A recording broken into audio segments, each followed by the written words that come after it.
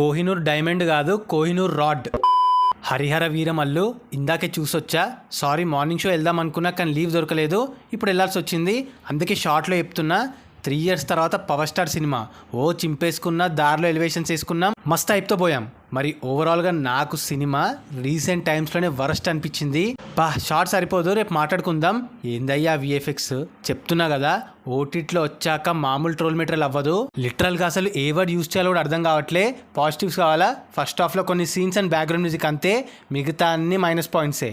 పవన్ అన్న కూడా ఏమో ఎందుకు వచ్చాను ఎందుకు చేశాను అన్నట్టు చేశాడు యాక్టింగ్. స్టోరీయా అదే కోహినూర్ డైమండ్ ఎలా తెచ్చాడని అంతే, బట్ స్టోరీకి సంబంధం ఉండదు.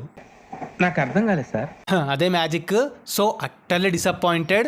పాలిటిక్స్ స్టఫ్ అంతా తెచ్చిపెట్టారు, అది ఇప్పటికీ చిరాకులేస్తుంది. సింపుల్, ఓజీఏ దిక్కు.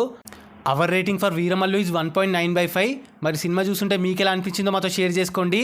రేపు ఓపెనింగ్స్తో పాటు ఇంకా డీప్గా మాట్లాడుకుందాం.